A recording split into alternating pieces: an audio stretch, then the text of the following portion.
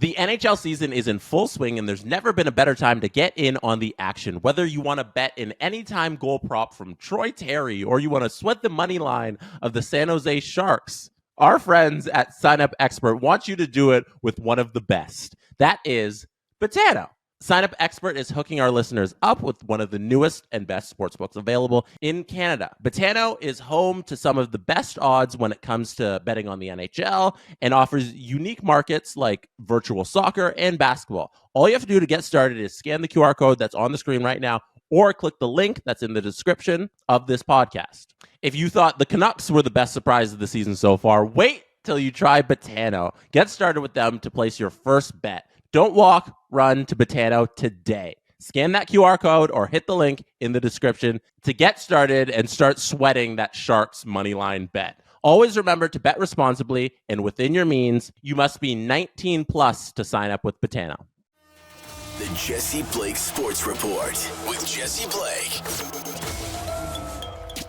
Welcome to the Jesse Blake Sports Report. Whether it is your first time here or your last time here or somewhere in between, I appreciate that you are here right now so that we can discuss the Vancouver Canucks. Yes, the NHL team that resides in British Columbia, Canada. We will be discussing them today. And tonight, the Vancouver Canucks defeated the Ottawa Senators 5-2 in Ottawa. That is a 5-game winning streak for the Vancouver Canucks. And there's a good case to be made right now. The Canucks are the best team in the National Hockey League. And there's one goal in particular tonight that they scored that I think we need to start with, that we need to highlight, that's going to illustrate just exactly how good the Canucks are. And for those listening right now, I'm going to do my best to describe the play that I'm talking about to you. Got it up on the screen right now. It is 1-0 Vancouver after a weird goal that they scored early on that was eventually, we went back in time during the game. They scored it very quickly, right off the start of the faceoff. They score a goal, and then the refs don't see the puck go in the net. We thought Forsberg made a great save, but the puck was actually in the net. They go back into the time. They add the goal, so it's 1-0 at this point. 17-10 of the first period. Ilya Mikheyev and Jake Sanderson are below the goal line right now. They're against the boards, and they're in a board battle. Jake Sanderson wins this board battle. The puck was thrown in deep. Sanderson and Mikheyev go after it. Sanderson wins the board battle against Mikheyev. But Mikheyev's giving him a hard time.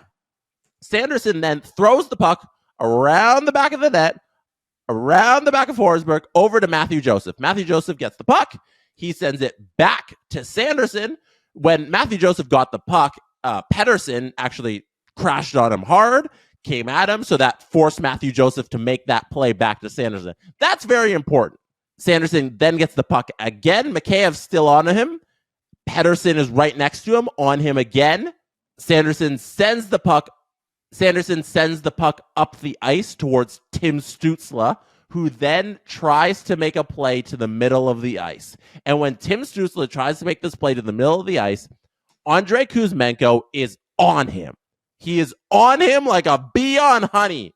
He is on him right away, and this little play by Kuzmenko closing out on Tim Stützle forces a turnover. The puck bounces off of Kuzmenko's skate, goes into the center of the ice. Thankfully, Pettersson was already down low, making his forecheck.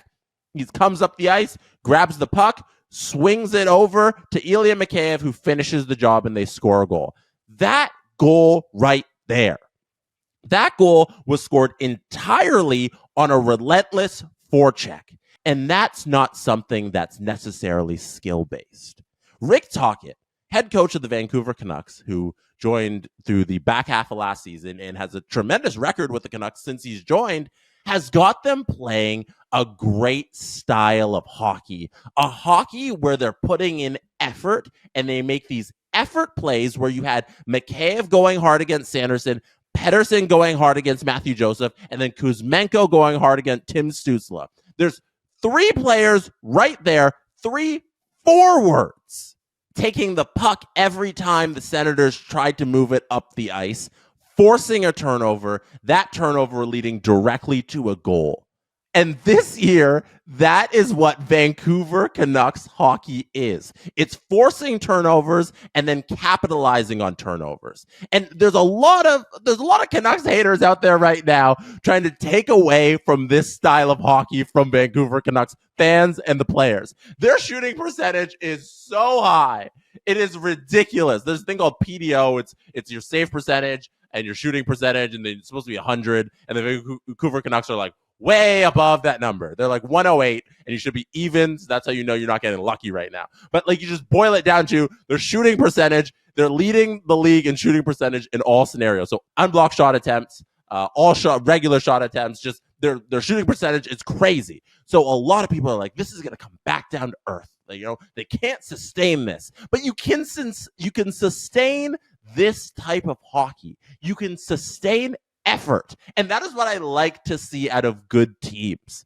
The Vegas Golden Knights, who I think are in the competition with the Vancouver Canucks, like if we're talking about the best teams in hockey, we're talking about the New York Rangers, we're talking about the Vegas Golden Knights, the Vancouver Canucks, the Boston Bruins, the Kings on like the second tier. Then we get into like the second tier of teams. But those main teams I just talked about, those teams play with great effort. And the Vegas Golden Knights, the point I was trying to make before I got into just naming off the top teams in the league, the Vegas Golden Knights, they do this by committee. Like, they up and down the lineup through all four forward groups, through all three D pairing, they play like this. And seeing the Canucks replicate this success with, I think, I'm going to say, don't get mad at me, Knights fans, this isn't a knock on Knights players or the team or anything. This is a boosting of Vancouver.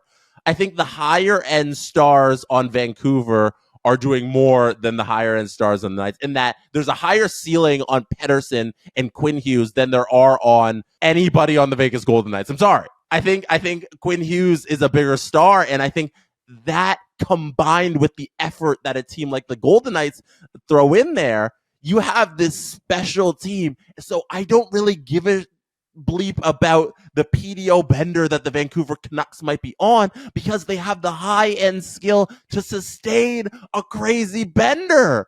It's not like you can't just be good.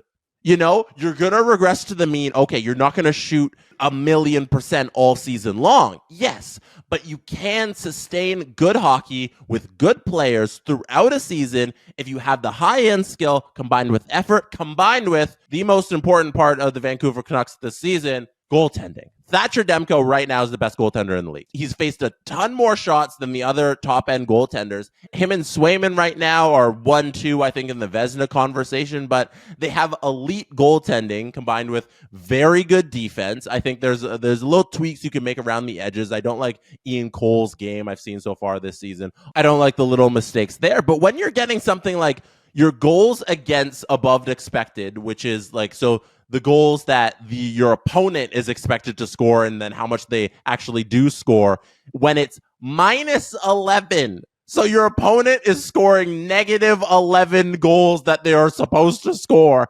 A lot of that is your goaltending. And the Vancouver Canucks have it. And there's no reason to believe that it's going to go away. There's a lot of reason to believe like this is Demko's true form, because we've been building to this. We've been building to the true form of Quinn Hughes. We've been building to the true form of Elias Pettersson. And that three-headed monster, this could be it.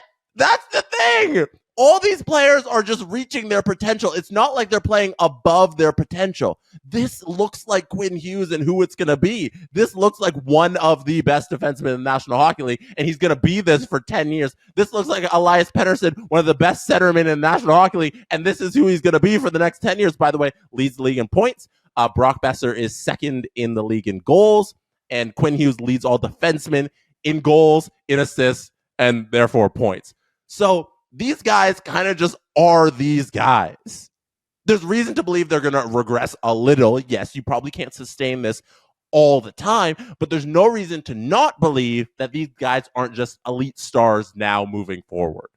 That's the Vancouver Canucks, I think, in a nutshell.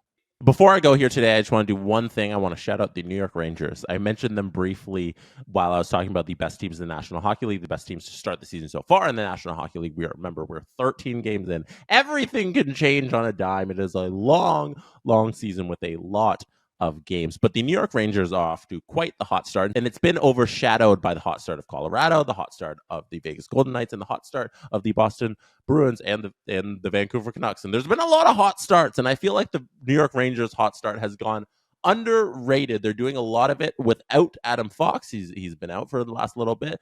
They've been dealing with quite a few injuries actually, and they've been carried a lot by Panarin. He's been fantastic. Lafreniere has looked good. He scored a goal tonight, and Louis Domingue stepping in there, making 25 or 26 saves against the Minnesota Wild. They've been very impressive, and I think maybe I was just a year too early in my Stanley Cup prediction for the New York Rangers, and maybe this is the year. I don't know, because they look like the team I thought they were last year heading into that series against New Jersey, where they just they blew that one real hard. And I'm very excited about their start. A lot of the issues with the depth of the lineup seem to be getting better, and there seems to be a lot more consistency, and them getting it done with these injuries has been very fun to watch. So we'll keep an eye on the best teams in the National Hockey League as this season goes along.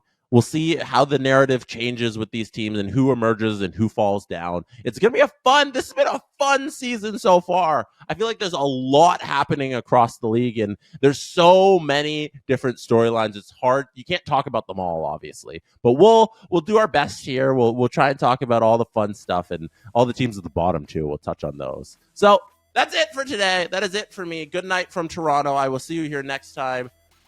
Thank you for being here. You could have been anywhere in the world who chose to be listening or watching this podcast right now, and I appreciate you. I will see you on Sunday night. Good night from Toronto. And that is how it's done.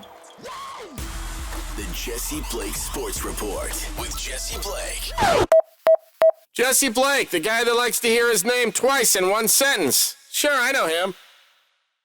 No, he doesn't have an ego at all.